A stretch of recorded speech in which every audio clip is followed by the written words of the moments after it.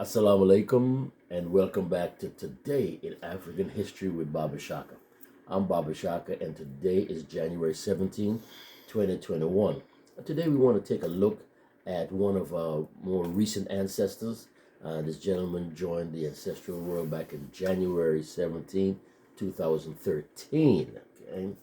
Born in February 21st, 1942, Dr. Tony Martin joined the ancestors at approximately 7 p.m. on January 17. Martin was 70 years old when he made his ancestral transition at West Shore Medical Hospital in his place of birth, Trinidad and Tobago. Martin was attending professor at Wesley College and a founding member and chairperson of Wesley's Africana Studies Department. Martin also taught at the University of Michigan in Flint, the Cipriani Labor College, and St. Mary's College, both in Trinidad. He was also a visiting professor at the University of Minnesota, Brandeis University, Brown University, and Colorado College. In addition, Dr. Martin served as an honorary research fellow at the University of the West Indies. A stalwart Garveyite and Pan-Africanist, Dr. Martin earned a degree in economics at the University of Hull in England and an MA and PhD in history from Michigan State University. Moreover, he was a preeminent scholar and a prolific author who wrote and edited about 14 books, mainly on Marcus Garvey, Pan-Africanism, and the African Caribbean history. In 1976, Dr. Martin published his classic work, Race First, the ideological and organizational struggles of Marcus Garvey and the Universal Negro Improvement Association.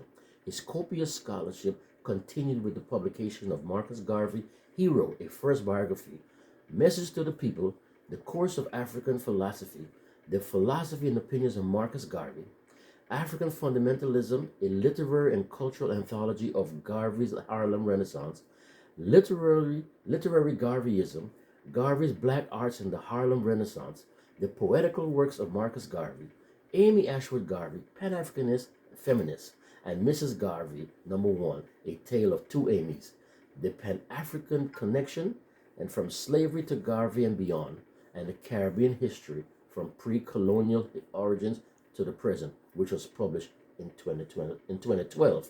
One of the last individuals to see and talk to Dr. Martin before his transition was Professor Kafra Cabron of the University of the West Indies, who stated, "The loss is more than a personal one. It is a collective loss.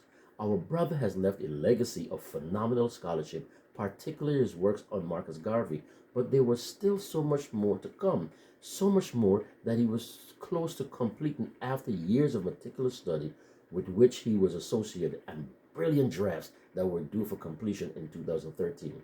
There is unfinished work that others will have to finish." In reflecting on the scholarly contribution of his intellectual colleague and friend, journalist and historian Herb Boyd said, "No one can speak as poignantly and exhaustively on the life and legacy of Marcus Messiah Garvey as Tony Martin. But Garvey wasn't his only topic with which he excelled. He was generally an extremely versatile scholar with special insights on Pan-African thought and black nationalism. Even so, it was his dedication to Garvey that will give a lasting prestige, and it's a shame that his literary Garveyism has not received the attention it deserves, and the same can be said for Dr. Tony Martin. However, in the 1990s, Martin was the recipient of unwarranted attention and encroachment due to his gainsaying against historical subscription. As an intellectual member of the Unity Nation Scholar Warrior Coterie, Martin, along with Steve Coakley, Khalid Abdul Muhammad, and Leonard Jeffries Jr., documented the Black Holocaust at Howard University on April 19, 1994. For their research and scholarship regarding the methodical plunder, displacement, enslavement, unlawful premeditated massacre of Africans, along with the systematic impact of such atrocities, the Unity Nation Coterie faced an economic, political, and cultural onslaught by those who advance a Eurocentric historiography of the world. Therefore, Martin was considered to be a polemic scholar due to his relentless and warranted intellectual dissension against belligerent academic and societal forces. His intellectual dissension against belligerent forces came full circle during the 1990s as he became the target of several libel suits and vituperative attacks as a consequence and riposte to deliberate provocations. Martin published The Jewish Onslaught, Dispatches from the Wesley Battlefront, which some considered the best polemic by any human being since the 1829 publication of David Walker's classic An Appeal to the Colored Citizens of the World. Jeffries, the last living member of the United Nations Coterie, said, Dr. Martin is truly a great scholar and extraordinarily spirited human being who left an enduring intellectual legacy because he had a sacred mission in the production of knowledge and the maintenance of Pan-African values, interests, and principles. Martin's scholarship, Garvey, the Caribbean and Pan-Africanism, is commendable and must be advanced by the next generation of black scholars. May the ancestors be with him when we took for him the Honorable Marcus Messiah Garvey, when we look for him and the Honorable Marcus Messiah Garvey in the whirlwind. That's Dr. Tony Martin. For those of you who are interested in learning more about Marcus Garvey, you must take a look at the works of Dr. Tony Martin.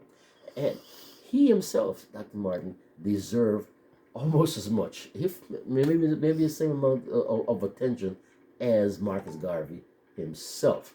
So, today, January 17, 2013, Dr. Martin, as I mentioned before, joined the ancestors, but his works are unfinished and looking for someone to come along and finish the great works. So I recommend that if you have not studied Dr. Martin's works, please do so. Grab one of his books, get started. And you may want to start with the Philosophies and Opinions of Marcus Garvey. I always thought that was a great book.